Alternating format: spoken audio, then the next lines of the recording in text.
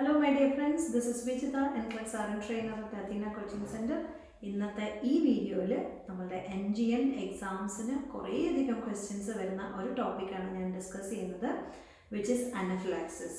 അനഫിലാക്സിസ് എന്ന് പറയുന്നത് ഒരു ലൈഫ് ത്രെറ്റൻഡ് ആയിട്ടുള്ള ഒരു ഹൈപ്പർ സെൻസിറ്റിവിറ്റി റിയാക്ഷനാണ്. അപ്പം നമ്മളുടെ ബോഡിയിൽ ഒരു അലർജൻ കയറി കഴിയുമ്പം അല്ലെങ്കിൽ എന്തെങ്കിലും ഒരു ഫോറിൻ ബോഡി കയറി കഴിയുമ്പം നമ്മളുടെ ബോഡി എങ്ങനെ അതിനെ റിയാക്ട് ചെയ്യുന്നു, ഓക്കെ, അങ്ങനെ നമ്മുടെ ബോഡിയിൽ ഉണ്ടാകുന്ന ഹൈപ്പർ സെൻസിറ്റിവിറ്റി റിയാക്ഷൻസിന് പറയുന്ന പേരാണ് അനഫിലാക്സിസ്. ഓക്കെ, അപ്പോൾ എന്തൊക്കെയായിരിക്കും ഒരു അലർജനായിട്ട് നമ്മുടെ ബോഡിയിലേക്ക് കയറുന്നത്? നമ്മളുടെ ഫുഡിനകത്ത് വരുന്ന നട്ട്സ്, ഷെൽഫിഷ്, അത് അലർജൻസ് ആവാം. അതുപോലെ തന്നെ ചില മെഡിക്കേഷൻസ്, ബേസിക്കലി ആൻറ്റിബയോട്ടിക്സ് അലർജൻസ് ആയിട്ട് മാറാം.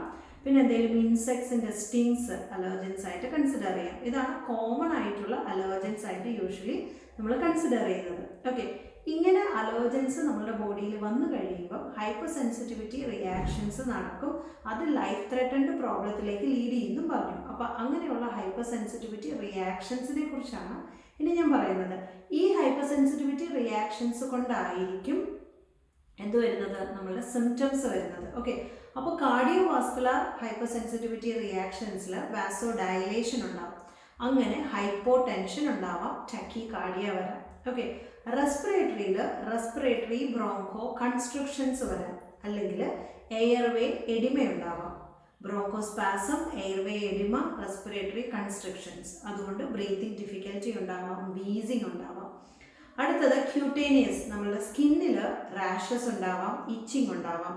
ഗ്യാസ്ട്രോ ഇൻറ്റസ്റ്റൈനൽ സിസ്റ്റത്തിൽ nausea, vomiting and abdominal pain.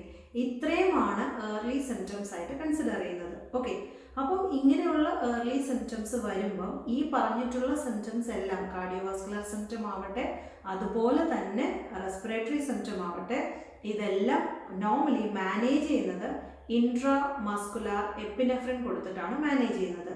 Intramuscular epinephrine is the first choice of treatment. ഇത് കൂടാതെ എയർവേ മാനേജ്മെൻറ്റും ഇമ്പോർട്ടൻ്റ് ആയിട്ട് ചെയ്യണം. ഓക്കെ, അപ്പം എപ്പിനെഫ്രിൻ കൊടുക്കുക, എയർവേ മാനേജ്മെൻറ്റ് ചെയ്യുക, അതുകൂടാതെ അഡ്ജൻറ്റ് ആയിട്ടുള്ള other therapies like antihistamines, glucocorticoid. Okay, so ഇങ്ങനെയാണ് യൂഷ്വലി അനഫിലാക്സിസിനെ ട്രീറ്റ് ചെയ്യുന്നത്. ഓക്കെ, അപ്പോൾ അനഫിലാക്സിസിൻ്റെ അലർജൻസിനെ കുറിച്ച് പഠിക്കണം, അതുപോലെ എന്തൊക്കെ റിയാക്ഷൻസ് ആൻഡ് സിംറ്റംസ് ആണ് നമ്മുടെ ബോഡിയിൽ വരുന്നത്, and what is the first management.